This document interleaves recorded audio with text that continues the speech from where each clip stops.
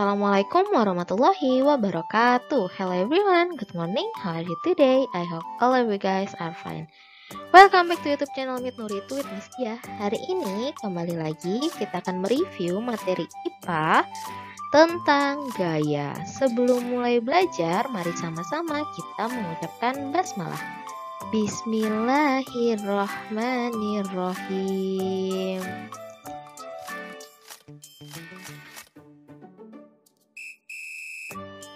Hari ini yang pertama adalah pengaruh gaya terhadap benda. Ayo perhatikan gambar di samping. Becak dapat bergerak karena adanya gaya. Gaya adalah tarikan atau dorongan.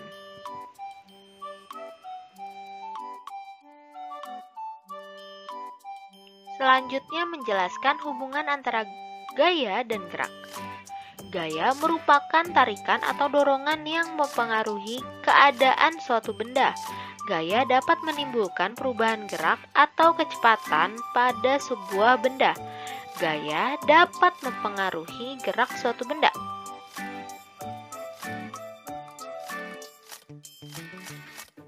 Selanjutnya masih menjelaskan hubungan antara gaya dan gerak. Salah satu contoh penerapan gaya dalam olahraga adalah lemparan dan dorongan pemain basket terhadap bola. Bola basket dapat masuk ke keranjang lawan jika diberikan gaya. Gaya yang dilakukan pemain basket mempengaruhi gerak bola basket tersebut. Pengaruh gaya terhadap benda antara lain: yang pertama, benda yang diam menjadi bergerak. Contohnya, meja yang didorong,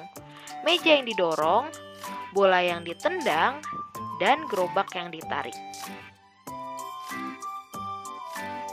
Yang kedua, benda yang bergerak menjadi diam.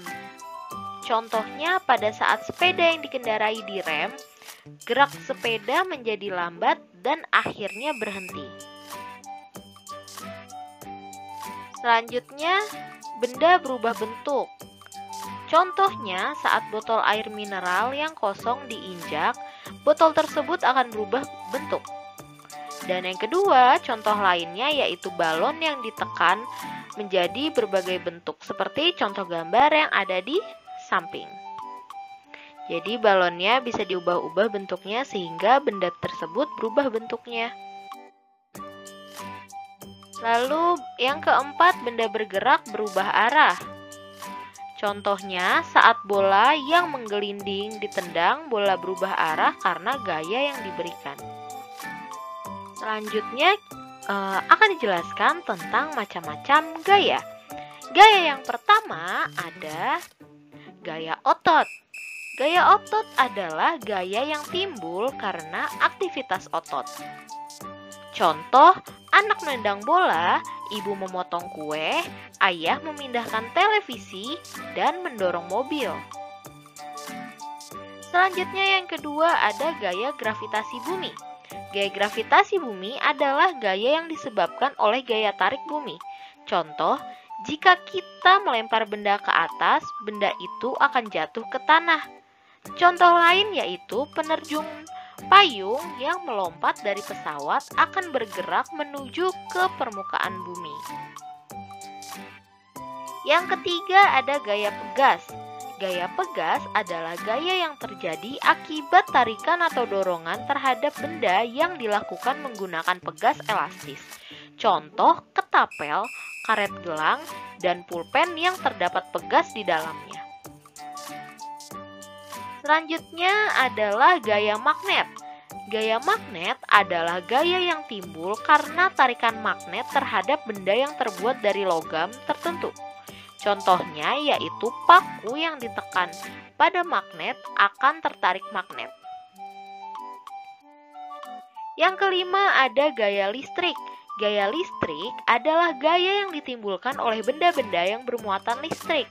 Contohnya, lampu bohlam menyala ketika ada aliran listrik yang melewatinya.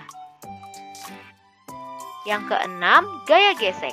Gaya gesek adalah gaya yang timbul jika dua permukaan benda saling bertemu.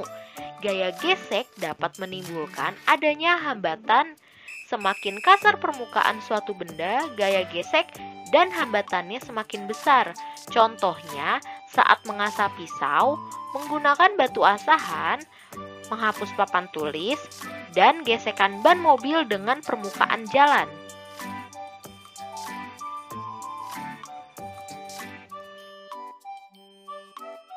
Selanjutnya, contoh pemanfaatan gaya gravitasi dalam kehidupan sehari-hari. Yang pertama, saat berjalan, gaya gravitasi bumi menarik berat tubuh kita. Itu, kita jalan setiap hari, kita bisa berdiri, kita bisa tidur, ada di atas bumi, itu semua karena gaya gravitasi. Tanpa adanya gaya gravitasi, kita semua akan melayang. Yang kedua, gaya gravitasi bumi menarik semua benda di bumi.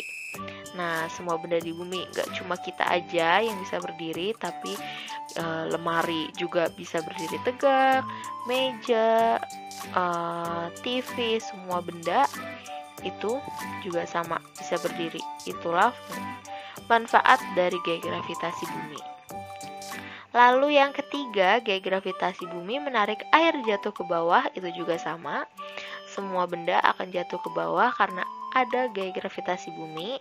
Yang keempat, pada terjun payung, gaya gravitasi bumi menarik parasut jatuh ke tanah.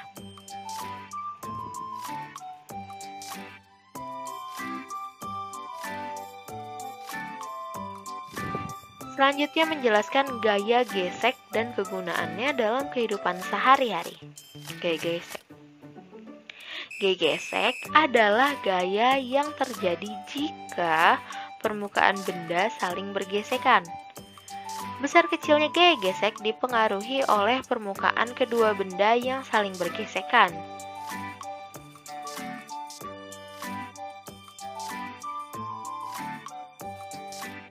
Menjelaskan gaya gesek, menjelaskan gaya gesek dalam kehidupan sehari-hari. Makin halus permukaan, maka gaya gesek akan semakin kecil. Sebaliknya, makin kasar permukaan, maka gaya gesek semakin besar. Gaya gesek pada benda yang bergerak selalu berlawanan arah dengan arah gerak benda tersebut. Gaya gesek ada yang menguntungkan, ada juga yang merugikan.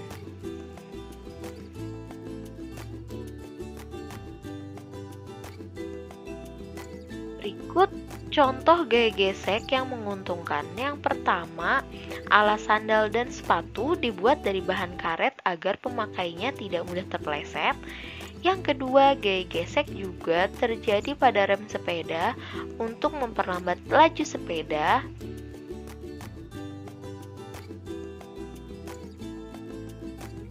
Masih manfaat yang menguntungkan. Yang ketiga, sepatu sepak bola diberi pul pada bagian alas untuk memperbesar gaya gesek agar pemakainya tidak mudah terpeleset. Dan yang keempat, ban kendaraan dibuat dari karet dengan motif beralur agar memperbesar gaya gesek yang terjadi antara ban dan jalan. Jadi yang untuk nomor 3, kalau kalian sering lihat atau pernah lihat sepatu pemain bola, itu biasanya tidak halus kayak sepatu biasa yang sering kita pakai. Biasanya dia ada pulnya. Pul itu tuh kayak ada benjolan gitu di bawahnya. Dia itu fungsinya untuk memperbesar gaya gesek.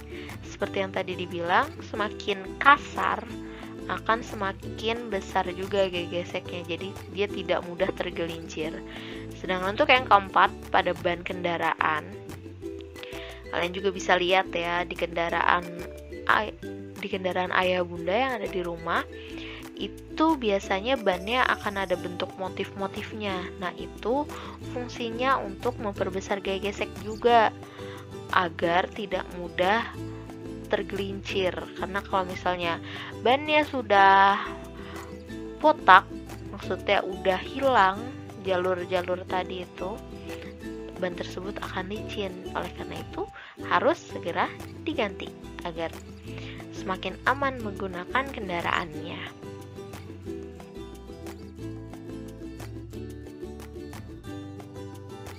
Selanjutnya, setelah yang menguntungkan, berikut contoh gaya gesek yang merugikan.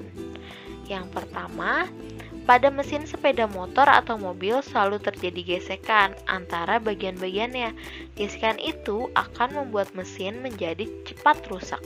Untuk mengurangi gesekan yang terjadi, mesin diolesi oleh pelumas.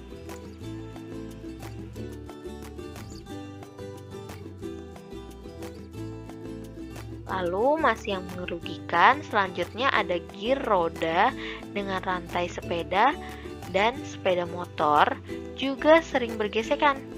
Jika tidak dirawat akan cepat rusak. Perawatannya yaitu dengan memberi pelumas untuk mengurangi gesekan yang terjadi.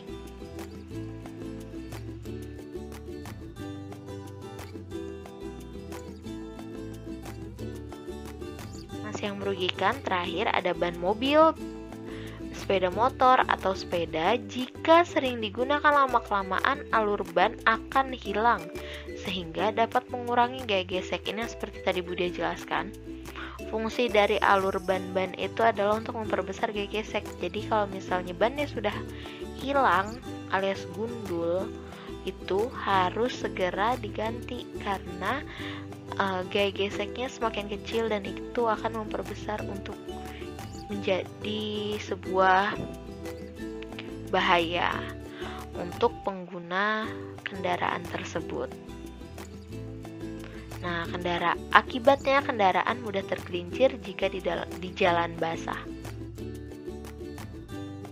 Oke, sekian pembelajaran kita pada hari ini. Kurang lebihnya mohon maaf.